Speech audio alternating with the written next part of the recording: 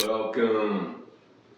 You're with the Nasty Pastor. I'm back with another chapter reading from the Teachings of Peter Hotep, the oldest book in the world. How everybody doing? For me, life, it's on a course. It's ups, it's downs, and I know it's because of the choices I make. I know it's because of the karma still floating around in my life. But you gotta fight. You definitely have to speak up. And I don't know if you caught my promo, but the turn of the year, um, we're going to be getting into on Isis and Osiris. You know what I mean? But we're gonna get about this, the teachings of Peter Hotep, which I went over it yesterday. Started looking at the chapters, and honestly speaking, it's probably gonna push me into December. I probably won't finish up till the end of December. If not, you know what I mean. If it's before, I still need a break. I need a week or two away from this to get my mind, get my history, get my thoughts, get my knowledge of Genesis, to the front of my brain, to the front of my memory, so that I can remember how I want to present Genesis, to the world, my thoughts, how I read it, how I processed it, and I kind of, really love the way I processed it. But anywho, remember, like, share, subscribe, comment. Go check out my YouTube channel. You will find some extras there of the teachings of Peter Hotep. Check out, Only Faith Ministries YouTube channel. You can check back in the Revelations, full readings. You can find the Love and Respect Experience full readings, but right now, let's get into this reading and let's learn something. The chapter we're on now is called The Oldest Book Known. All right, as regards the version here offered, I will only say that it has been done with considerable care, without prejudice, and it is thought in accordance with scientific methods of translation, and that it has been compared with all previous renderings, and will be found to be the whole the most accurate that has yet appeared. So basically, that paragraph basically saying, that there was some literature wrote. There was some literature probably Peter Hotep, wrote that couldn't get, how to put it, couldn't get through, couldn't get an understanding to the people. So when they say that this was structured in the right way to be presented to the world, to be published out to the world, it was an understanding that is standard across the world. You know what I mean? So once again, you know what I mean, I just say this, understand what you're reading. When you're dealing with spirituality, you're dealing with religion, please understand what you're in, whom you're praying to. And I want to add this on to this right here, I wrote a post a couple of days ago speaking about Amun-Ra. And if you remember, Kemites, Cushites, Egyptians, they read right to left. They read north to south. depending on the door that the hieroglyphs was put on. And those was considered alphabets or words back then. It could be left to right. You know what I mean? But peep this out. When you say Amen Ra, but when you say it in Egypt, you got what I'm saying? You say it as Amen Ra. When you say it in English, no. Let me back this up. Apologize. When you say it in English, you say Amen Ra.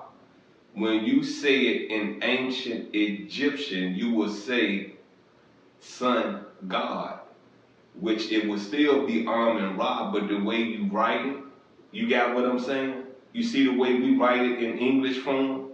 That's why I said it read right and left. Ra is at the end, right? Sun God. If you read it Amen Ra, you get God's Son, right? Right? Alright, look, let's get on back into this. And now I will leave Ptah to speak for himself. It may be thought that he has been introduced to great length, but I will point out that his book has been strangely overlooked by the educated public hitherto.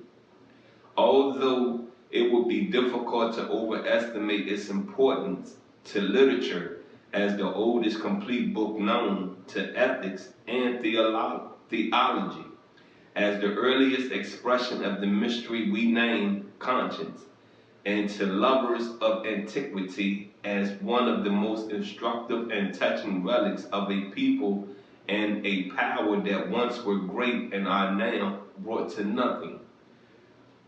You see that? You get how the author is explaining ancient Egypt to you? A great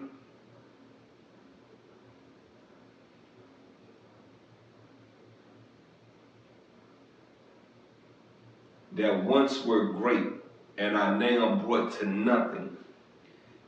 I'm going to back this up a minute and I'm going to explain to you how our dynasty, our legacy, what we forged on this rock became nothing. See, we had to figure how to do these things. We had to figure how to build. We had to figure how to cook. You know, we had to figure how to keep peace. We had to figure how to make ammunition, make tools of war. We had to figure a lot out, you know, and to have figured all this out, to be the first civilization recorded of man history. When you look at where we are today, and if we're speaking on a materialistic level, we have nothing. We don't even own Upper Africa anymore. You understand? It's not ours. We built it, it's not ours. We was put in slavery, came over, was brought into America. We built this country, but we own nothing. We own nothing. As a black community, we own nothing. I'm not talking about an individual. I'm talking about as a community, we own nothing. We're too busy scamming to understand if I start here, if I plant a seed, they can help me start there. If I did it right, that seed I planted is out planting seeds where we can do something in another piece of land. You get me? That's what you call a networking system. You understand? And what we have done in the black community is built so much hate for another culture that we started hating our own culture. And now we hate ourselves because we're looking back at our life and we're questioning our whys, our hows, and our whats. Anywho, let's get back into this. By a happy chance, the words of our sage have been justified in that he said, no word that hath here been set down shall cease out of the land forever. Would indeed that we had more of such books as this, whereby we may a little lighten the darkness that lies behind the writings of a million suns, and learn how little the human heart and the elements of human intercourse alter throughout the ages, and what of the other writers of that time whose works and whose very names are entirely swept away. You get it? Embrace. There's probably rulers. There's probably people that did great things in ancient Africa, in ancient Egypt, in Kemet. You got what I'm saying? Did great things, but their name been erased out of history. There's something about what they done. There's something about the legacy in their name that it shall not be mentioned throughout history. It unlocks a door. You understand? In other words, it's a breadcrumb. You feel me? So one thing I say to you, always be proud of your ancestors. Be proud of your name. You may have a slave master's name, but that name leads you back to your dynasty, back to your heritage, back to your ancestors. You got me? It leads you back. Apologize for explaining it to you, but it leads you back. It's a breadcrumb. To this there is no better answer made than in the lamentation made by the harper close upon 5,000 years ago, which was written up in the tomb of King Intef. Those that built them tombs, he sang, have now no resting place. Lo, what of their deeds? I have heard the words of Yemhotep and of Hardedef, who saying, men repeat continually, behold, where are their abodes? Their walls are overthrown, and their places are not even as though they had not been. The burden of Egypt. So this came from our book, you know what I mean? That part right there, you know. But that was the end of that chapter. You know what I mean? That chapter was